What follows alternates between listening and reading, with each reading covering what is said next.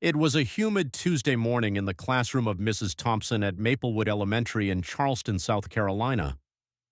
10-year-old Naomi Williams stood trembling with a mix of pride and nerves. The assignment was Who Inspires You? A chance to talk about someone special in their lives. Most kids had rehearsed stories about their dads coaching soccer or their grandmothers baking pies, but Naomi had something extraordinary to share, something she'd carried like a glowing ember in her chest. She adjusted her braided ponytails, tied with vibrant purple ribbons, and smoothed her favorite constellation print dress, its stars shimmering faintly under the fluorescent lights. Her sneakers squeaked as she walked to the front of the room, clutching a slightly crumpled index card with her carefully written speech. "The person who inspires me," she began, her voice small but determined, "is my mom.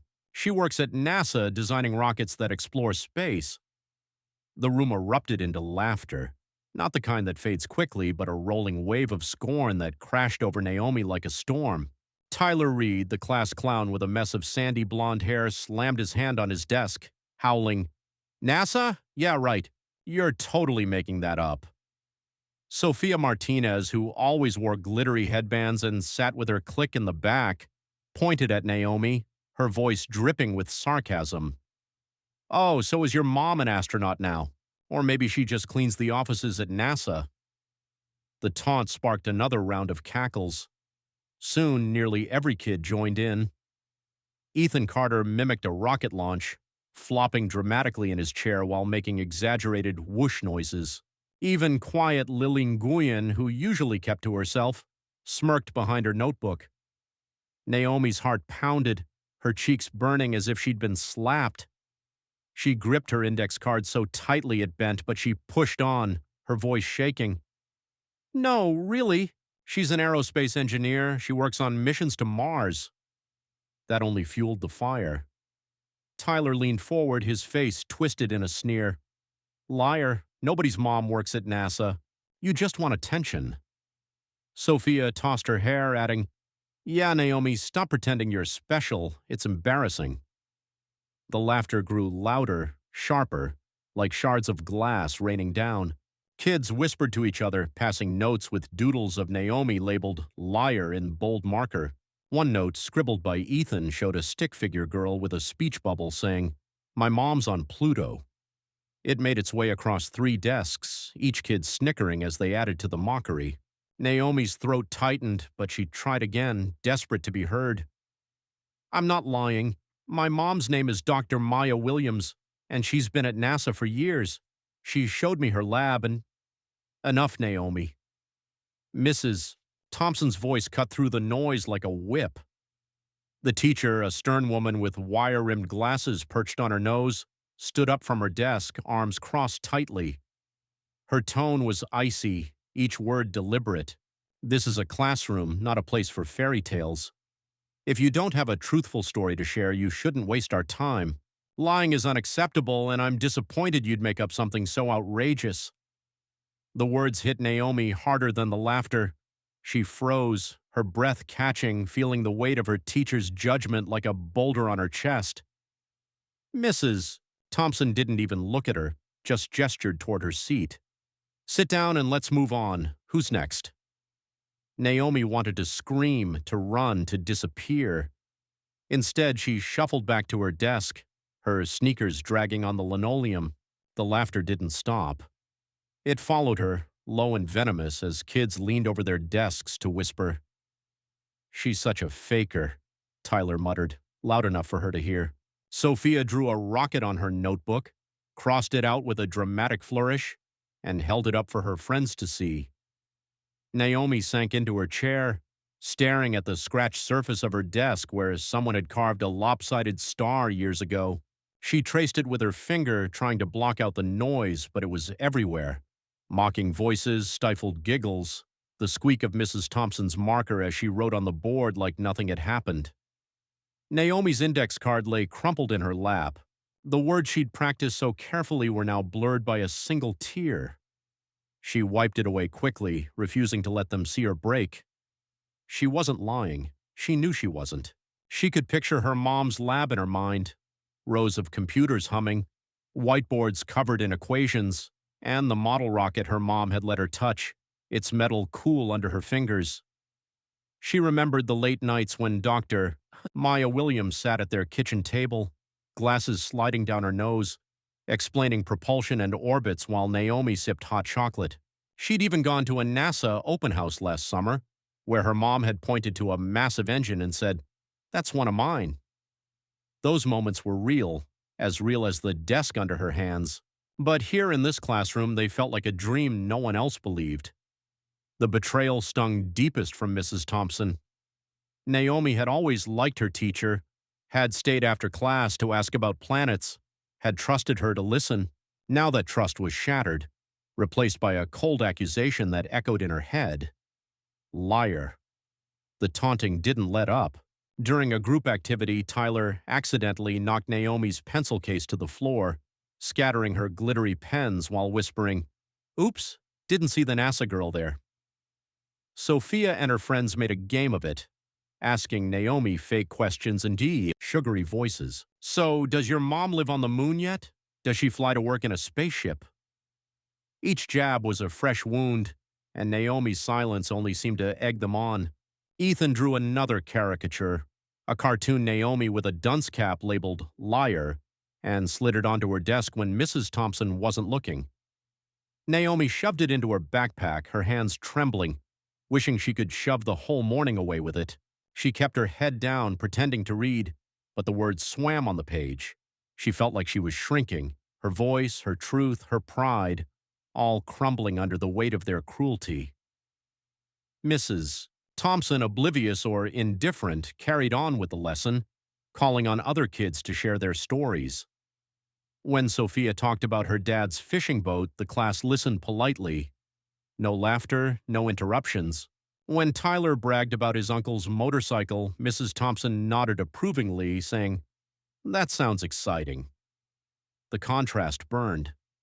Naomi's story, her true story, had been torn apart while everyone else's sailed through unchallenged. She wanted to stand up and shout, "Why don't you believe me? Why am I the only one who's wrong?" But she stayed quiet, her courage buried under the fear of more ridicule. The clock above the board ticked painfully slow, each second stretching the humiliation longer. Then, without warning, the classroom door swung open with a force that rattled the hinges. Every head snapped toward the sound. A woman stood in the doorway, her presence commanding the room like a sudden eclipse. Dr. Maya Williams, Naomi's mother, was a vision in a sleek NASA flight suit, its deep blue fabric catching the light, adorned with mission patches and her name embroidered in bold silver letters. Her braided hair was pulled back into a bun, revealing sharp cheekbones and eyes that burned with quiet fury. She carried a tablet under one arm and a small, intricately detailed rocket model in her hand, its fins gleaming like it was ready to launch. She wasn't supposed to be here. She'd been in Houston at Johnson Space Center for a meeting, but a last-minute schedule change had brought her back to Charleston, and she'd promised Naomi she'd try to stop by for her presentation. Now, seeing her daughter's hunched shoulders and the smug faces around her, she understood exactly what she'd walked into. Maya's gaze swept the room, locking onto Naomi first. Her daughter's eyes were glassy, her lips pressed tight to hold back tears. But there was still a spark of defiance there, a spark Maya knew well. Then she looked at the class, at the kids frozen mid-laugh, at Mrs. Thompson standing stiffly by the board. Her voice, when she spoke, was low but carried the weight of a thunderstorm. "What's going on here?" No one answered. Tyler sank lower in his seat. Sophia's glittery headband glinted as she nervously twisted a strand of hair. Maya set the rocket model on the teacher's desk with a deliberate thud, her eyes never leaving the room. "I heard laughter when I walked up. I heard my daughter's name. Someone want to tell me why." Naomi stood up, her chair scraping loudly. "Mom," she said, her voice cracking, "I told them about you, about NASA, and they said I was lying." Her words tumbled out, raw and urgent. "They laughed, and Mrs. Thompson said I made it up, that I shouldn't tell stories, but I didn't, Mom. I swear I didn't." Maya's face softened for a split second as she looked at her daughter, but when she turned back to the class, her expression was steel. "Is that true?" she asked, her voice slicing through the silence. "Did you call my daughter a liar for telling the truth?" No one dared speak. Mrs. Thompson cleared her throat, stepping forward, her hands twisting nervously. "Dr. Williams, I misunderstood. I thought Naomi might be exaggerating and—" Maya cut her off, her tone sharp enough to make the teacher flinch. "You didn't ask her to explain. You didn't give her a chance. You assumed she was lying and let this class tear her down. That's not teaching. That's failing her." Mrs. Thompson's face flushed red, her mouth opening and closing without words. Maya didn't wait for an excuse. She turned to the students, her flight suit rustling as she moved, its patches glinting like badges of authority. "And you," she said, her gaze pinning Tyler, Sophia, and Ethan in turn. "You think it's funny to mock someone's truth? To make someone feel small because their story doesn't fit your little world?" She held up the rocket model, her voice unwavering. "Naomi told you who I am, and she was right. I'm Dr. Maya Williams, lead aerospace engineer at NASA. I build the rockets that take humanity to the stars, and my daughter is part of that legacy." The room was so quiet you could hear the hum of the air conditioner. Maya tapped her tablet, projecting a video onto the whiteboard. A real NASA launch, flames roaring as a rocket soared into the sky. The class gasped, eyes wide as the ground shook with the sound of liftoff. "That's my work," Maya said. "That's what Naomi was trying to share with you." And you laughed. The weight of her words settled over the room like dust after an explosion. Tyler stared at his desk, his bravado gone. Sophia's hands fidgeted, her glittery nails catching the light. Ethan crumpled his latest doodle, shoving it under his book. Even Lily looked ashamed, her smirk long vanished. Maya walked to Naomi's side, resting a hand on her shoulder. "Naomi, do you want to tell them anything else?" she asked gently. Naomi took a shaky breath, stepping forward, her purple ribbons bouncing. "I just wanted you to know my mom's amazing," she said, her voice stronger now. "She works so hard and she teaches me I can do anything. I wasn't lying. I'd never lie about her." Her eyes met Tyler's, then Sophia's, unflinching. The room stayed silent, but it wasn't hostile anymore. It was reverent. Thompson, her face pale, stepped forward, her voice barely above a whisper. "Naomi, I'm so sorry. I was wrong, completely wrong. I should have listened, and I promise I'll do better." She turned to Maya. "Dr. Williams, thank you for coming. I've learned something today."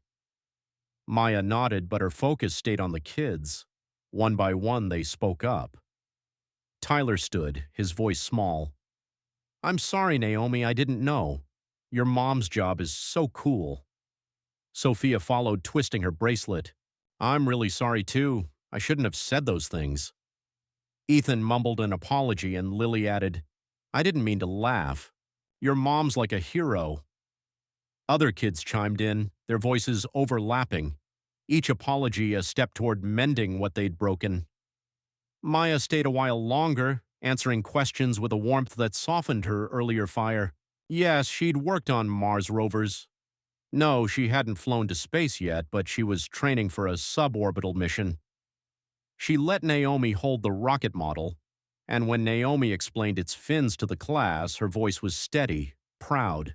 The kids listened, not just out of guilt, but with genuine awe, their eyes flicking to Maya's flight suit, its NASA logo a beacon of possibility. By the next day, everything had shifted. Mrs. Thompson started class with an apology to Naomi in front of everyone, promising to create a Truth Matters board where kids could share real stories without fear. Tyler brought a library book on space to show Naomi, asking shyly about rocket fuel. Sophia invited her to join their art table where they drew planets together.